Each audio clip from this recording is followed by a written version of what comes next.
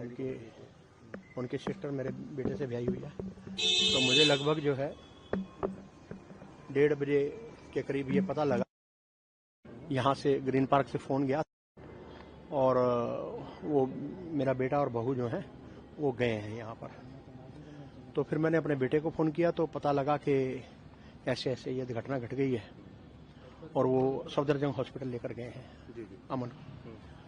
तो फिर मैं जब सफदरजंग हॉस्पिटल पहुंचा तो ऑलरेडी जो है वो डॉक्टर डिक्लेयर कर चुके थे कि अभी बॉट डेथ।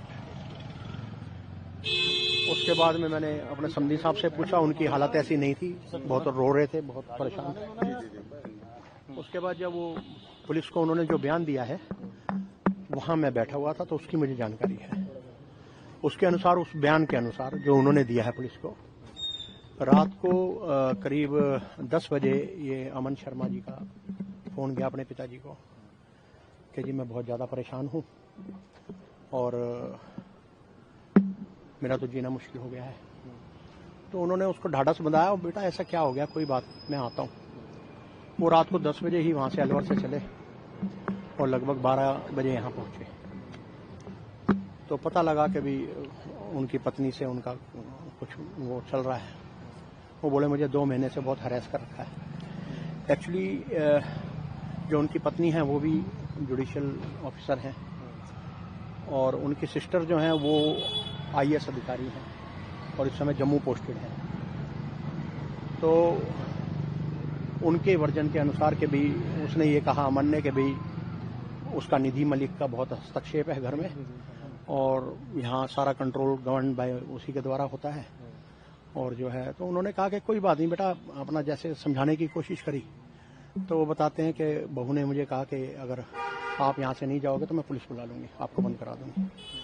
खैर वो रात को यहाँ रुके, सुबह उन्होंने कोशिश करी तो फिर इनके एक चाचा हैं, पहले तो उनके माता पिता को कांटेक्ट करने की कोशिश करी, उन्होंने उनका फ़ोन ब्लॉक कर दिया। उसके बाद में जो है वो उनके एक चाचा दिल्ली में रहते हैं, युद्धवीर नाम है उनका, उनको उन्होंने कहा कि भी ऐसे ऐसे आप आइए। तो वो जब यहाँ आए तो जस्ट वो खड़े ही हुए थे तो उनको कोई मैसेज आया कि आप यहाँ से आ जाओ फौरन। तो वो एकदम निकल लिए वहाँ से। तो उन्होंने कहा रुको तो सही, सुनो तो सही। तो वो कह रहे नहीं मैं इसमें कुछ नहीं कर सकता, वो निकल गए। उसके बाद में जो है शोर शराबा होने लगा घर में। वो अलग कमरे में बैठ गए और अमन और स्वाति जो हैं वो अपने कमरे में थे।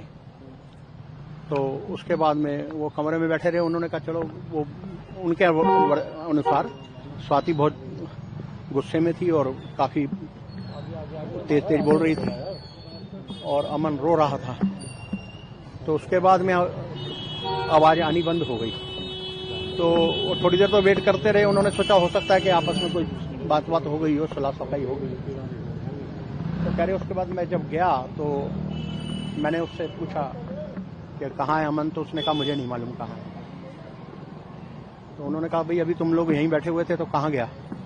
फिर उन्होंने उसके अमन के मोबाइल पे फ़ोन किया तो उसी कमरे में जो बाथरूम था उसमें से घंटी की आवाज़ आ रही थी। तो उन्होंने वो बाथरूम का दरवाज़ा खटखटाया और उसको कहा भाई दरवाज़ा खोल, दरवाज़ा खोल। इतने में वो युद्धवीर और वो निधि मलिक जो हैं दोनों आए और स्वाति दोनों बच्चों को लेकर वो नीचे उतर गई।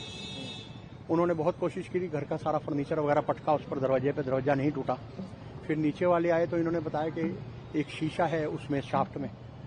तो फिर उन्होंने सीढ़ी मंगाई। वो जो लड़का यहाँ पर गार्ड है शंकर, वो उसने वो शीशा तोड़ा और वो अंदर घुसा तो देखा कि वो स्वाति की चुन्नी से उसने फांसी लगा रखी थी और उसको उतारा गया नीचे। उतार के वो फटाफट हॉस्पिटल लेके, जहाँ उन्होंने कह दिया कि वो अभी अमन जी कहाँ पर पोस्टेड थे और कितनी एज थी? 30 साल उनकी आयु थी और कड़कड़डुमा कोर्ट में थे वो। ये पारिवारिक कलह की वजह से ही आपको लगता है? अब जो मुझे पता लगा है वो ठीक, ये लोग हो रहा है। ठीक है। लीगल रिपोर्टर के सभी वीडियो को देखने के लिए लीगल रिपोर्टर को सब्सक्राइब करके बेल आइकन बटन जरूर दबाएं